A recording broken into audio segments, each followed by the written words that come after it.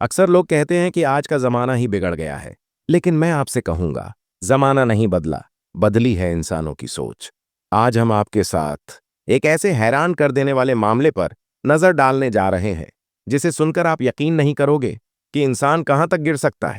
यह कहानी है राजस्थान के एक छोटे से गांव की, जहां रिश्तों की मर्यादा को तार तार कर दिया गया। यह कहानी है 25-26 साल के एक अनपढ़ लड़के अनुज और उसकी मौसी काव्या की। इस घटना की शुरुआत होती है राजस्थान के एक दूर दराज के इलाके से। यह वाकया उत्तर भारत के राजस्थान राज्य का है। यहाँ एक छोटा सा गांव है, जहां ज्यादातर लोग खेती बाड़ी और मजदूरी करके अपना गुजर बसर करते हैं। इसी गांव में रहता था अनुज, जो करीब 25-26 साल का नौजवान था। अनुज का परिवार बिल्कुल साधारण और अनपढ़ था। कहने का मतलब, परिवार में किसी ने भी स्कूल की शक्ल नहीं देखी थी। अनुज के पिता गणेश और माता अर्चना खेतों में मजदूरी करके परिवार का पेट पालते थे।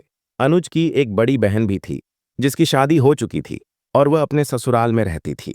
अनुज खुद भी बिल्कुल अनपढ़ था। ना वह पढ़ाई लिखाई करता, ना कोई काम धंधा, बस माता पिता के टुकड़ों पर पल रहा था। कई बार उसके माता पिता ने उसे काम करने को कहा, लेकिन वो खुद पढ़ाई को महत्व नहीं देते थे। इसलिए अनुज पर कोई खास दबाव नहीं बनाया। बस यूं ही दिन कट रहे थे। अनुज की एक मौसी थी, जिसका नाम काव्या था। काव्या की उम्र करीब 32 साल थी और उसकी शादी हुए लगभग 6 साल हो चुके थे। वह अनुज के घर से करीब 10 किलोमीटर दूर अपने ससुराल में रहती थी। काव्या के पति राजस्थान में एक कंपनी में काम करते थे, इसलिए अक्सर घर से बाहर ही रहते थे। काव्या के पास करीब 20-25 बकरियां थीं, जिन्हें वह रोजाना जंगल में चराने ले जाती थी। सुबह जाती और शाम को लौटती। दोनों घरों के बीच आना जाना लगा रहता था। अनुज शुरू से ही अपनी इस मौसी को बहुत पसंद करता था, बल्कि कहें कि उसके मन में उसे लेकर कुछ गलत भावनाएं थीं, जिसे वो दबाए बैठा था। अब दोस्तों, बारिश का मौसम था। एक दिन काव्या बारिश में भीग गई। जंगल में पसीने और गर्मी के बाद अचानक बारिश होने से उसे तेज बुखार आ गया। डॉक्टर ने 2-3 दिन आराम करने की सलाह दी और कहा कि बारिश में बिल्कुल मत भीगना। अब काव्या के सामने समस्या थी कि बकरियों को कौन चराए। उसका पति घर पर नहीं था, तो उसने अपनी बहन के बेटे अनुज को फोन लगा दिया। काव्या ने अनुज से कहा, बेटा, मैं बीमार हूं, 2-3 दिन तू आकर बकरियां चरा दे। इधर अनुज के लिए यह सुनहरा मौका था, जिसका वो लंबे समय से इंतजार कर रहा था। वह फौरन तैयार हो गया और अगली सुबह करीब 9 बजे अपनी मौसी के घर पहुंच गया। अनुज ने पहले दिन बकरियों को जंगल में चराया और शाम को वापस ले आया। रात में वह अपनी मौसी के साथ उसी कमरे में सोया, लेकिन उसकी हिम्मत नहीं हुई कि वो कुछ गलत करे। वो रात भर बस सोचता रहा।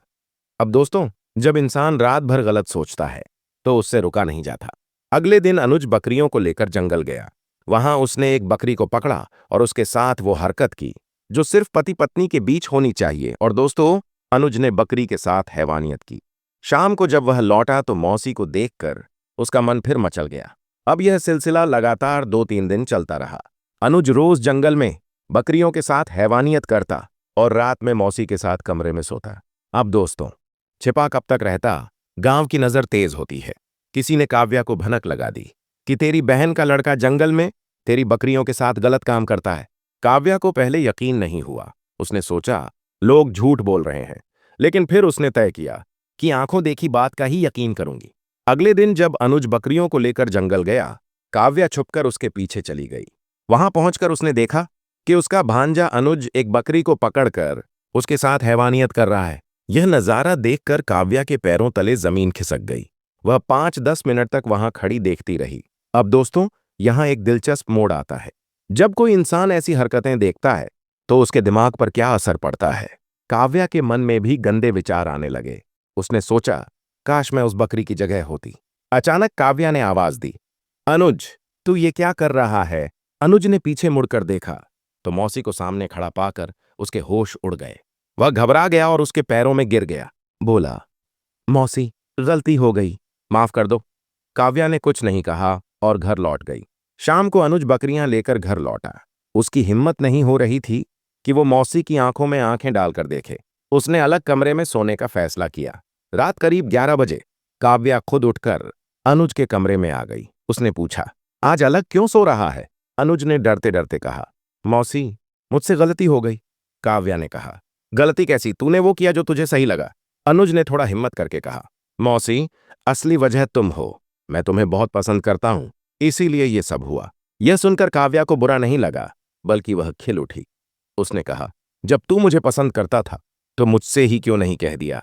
मैं तो मना नहीं करती। अनुज को यकीन नहीं हुआ। उसने पूछा, सच में मौसी? और फिर दोस्तों, उस रात अनुज और उसकी मौसी ने लगातार घंटों वो सब किया जो रिश्तों की मर्यादा को शर्मसार कर दे। दोस्तों, यह कहानी सुनाकर मेरा मकसद किसी को दुखी करना नहीं है, बल्कि आपको जागरूक करना है। मैंने शुरू में कहा था, जमाना नहीं बदला, सोच बदली है। आज इंसान रिश्तों की कदर करना भूल गया है। एक तरफ अनपढ़ अनुज था, जिसे यही नहीं पता था कि मौसी रिश्ते में क्या लगती है। दूसरी तरफ काव्या थी, जिसने खुद को रोकने की बजाय अपने भांजे को ही अपनी हवस का शिकार बना लिया। इस पूरी घटना में आपको क्या लगता है, असली गलती किसकी थी, अनुज की या उसकी मौसी काव्या की? हमें कमेंट में जरूर बताएं। साथ ही आप इस वीडियो को किस शहर से देख रहे हैं, यह भी लिखें। अगर आपको हमारी यह मेहनत पसंद आई हो तो इस वीडियो को लाइक करें और अपने दोस्तों के साथ शेयर करें, ताकि यह जानकारी ज्यादा से ज्यादा लोगों तक पहुंच सके। अगर आपने अब तक हमारे चैनल को सब्सक्राइब नहीं किया है तो अभी सब्सक्राइब कर लें। धन्यवाद।